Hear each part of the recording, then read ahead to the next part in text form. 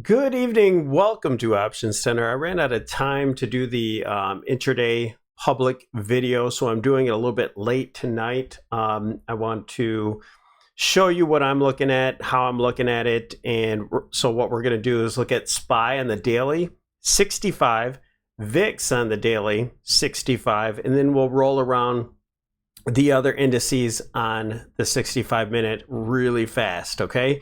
And the reason is because they all kind of lined up appropriately. Okay, I went through this on the members video here earlier today, and so here I want to do this to prepare you for whatever kind of price action happens tomorrow. So first of all, looking at the daily time frame, we had this wedge. We broke down from it. We're underneath that 8 EMA, so we're pinching right now.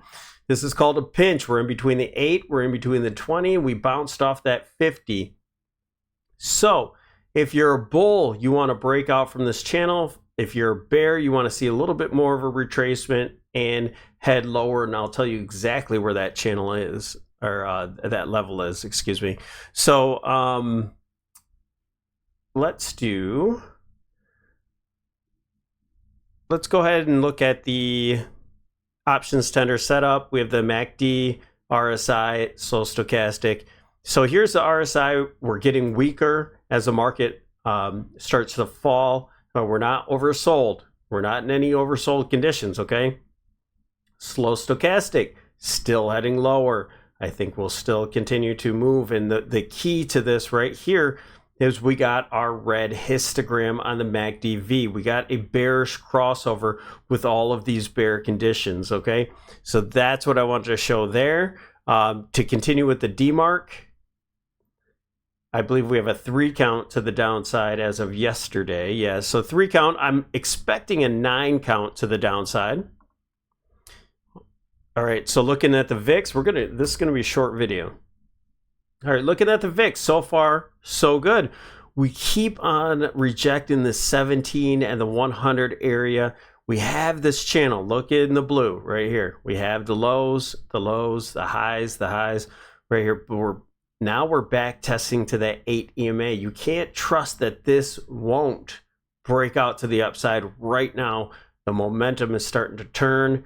We'll see what happens going into tomorrow. Maybe we start to dip a little bit more and get a doji type candle.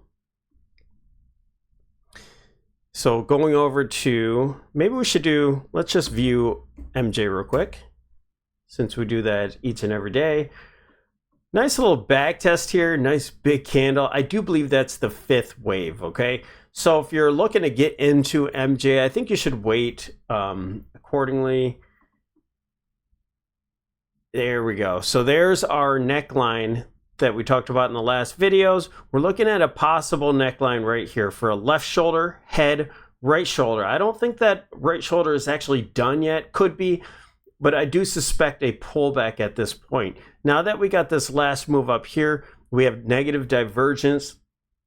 We're into resistance. We have an uptrend line here, so we could fill out this apex just a little bit more, but what I think we have is a 1 2 1 2, and so we should pull back probably to the gap area, test that, and then head much higher. So don't think you missed out on this move yet.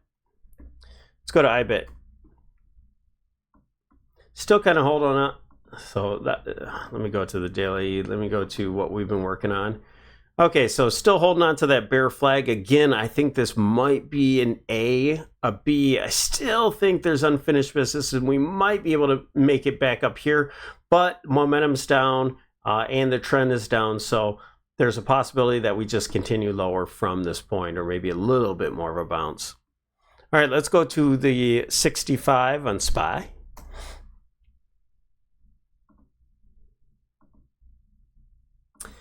And really what I want to point out, okay, so we have this wave count that we've been looking at. We have a 1, 2, 3, 4, 5 wave move down for a leading diagonal. We have a wave 2 that's in for a double top. Now the bullish aspect would be we're holding on to the moving averages and we make one new high here with a wave 5. Okay, the Qs aren't going to do it. SMH not going to do it. Nobody else is going to do it, but SPY could. I don't think that's the case. We're going to look for retracements. And what we're looking for, I thought wave 1 was in already, and we were possibly going for a 1-2-1-2 setup. But then I saw everything starting to align. All right. So this makes much more sense to me, as a matter of fact, because our wave 3 is going to be much more, much larger, bring us into this gap area, probably close the gap, get a little bit of a bounce, and then wave 5 will go test the lows. Okay, so here's what we're looking at now in this near term. This is what's most important. I'll show you the other ETFs as well. So we have a 1, 2, 3, wave 4 here, and then a 1, 2, 3, 4, 5 to end wave 5 for wave 1. All right, we're done with wave 1. We have positive divergence. I think this is going to play out. We go into the golden pocket or even a little bit higher. All right, but this 684, just so you know, goes perfectly. I'm looking at the upper screen here. It's right where 682 is where the 8 EMA is so far. And so you got to be careful if you're playing this bounce. Don't even expect the 84 to happen. 682 is likely, maybe a spike up there, but that 8 EMA, the momentum indicator, all right, is at 682. So don't expect too much past 682 here. So right now, as of this point, we're going to suggest that price does make it to the golden pocket with a wick or so. So we have wave 1 in. We're looking for wave 2 going into tomorrow, Wednesday or Thursday perhaps. And then we'll look for wave 3 to hit that 660 or beyond. And I think beyond, because I think we'll close the gap that's right here all the way down to 656 or so. Close that gap, get our bounce for wave 4, and then we can measure that out later on and then get that last wave down. And I think that will be another wave 1. So we're looking for a 1-2 and then a 1-2 setup. Nothing has changed. It's just this is stretched out a little bit. And now we can look at, so I was going back and forth looking at things and saying, wow, you know, I thought this was going to be a 1-2 setup, and SPY was setting up for that. And then we kept going further. So now with positive divergence, we're looking at a 1, 2, 3, 4, wave 5. Okay, and then we're getting a pullback. Same thing with IWM. And that's what we're looking for in the whole first place, was these made brand new highs. So it had no market structure to the downside. So we're looking for a bounce here for IWM for a 1-2 setup. Same thing with DIA. You made brand new all-time highs. Now 1, 2, 3, 4, and 5. Now a little retracement. Okay, the retracements don't have to be that deep. SMH, same thing.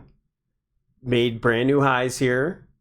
And now 1, 2, 3, 4, 5 wave move. We need a retracement. So I don't think any of these are going to make brand new all-time highs. SPY could be that outlier. Maybe it does, just to trick everybody. But everything else is just, we're looking for an impulse wave and a wave 2 pullback, and then a continuation to the downside. So that's virtually what we're looking at. And here's what the VIX. Nothing's changed from the last video as for timing with the VIX, okay?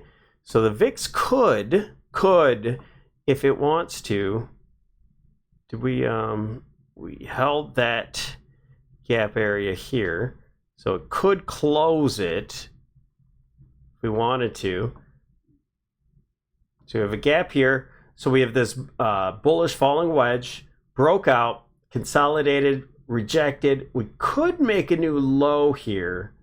It's possible. So if the market wants to go make a brand new high while everything else makes a lower high, maybe we close this gap. We have another gap at here. The options expect to move to the downside. Now we already hit the upper edge. So we'll see what happens from here. But just know that the 8 EMA, we're at it right now. So what this could be, if we just continue to be bearish starting tomorrow, we do have a 1, 2, 1, 2 setup, and we're at the 8 EMA on the daily time frame. So this could continue as soon as tomorrow. So don't get bullish on this market. The market could fail really soon here. Just want to show that everything aligned up, and that's not good. All right, that's bad because, I mean, good for a trader, but that's bad because everything lines up and then it all falls together, and that's where the rotation cycle ends. You're rotating between small caps, tech, and the Dow. That all stops. Now we all pull back, maybe to the 50%, a little bit higher, and then collapse altogether. And that's when you have larger moves that come out of the market. Okay, hope this helps. Hope this gets to you quickly. Sorry I couldn't get this out earlier. Thank you. Don't forget to like and subscribe. We'll see you in the next video.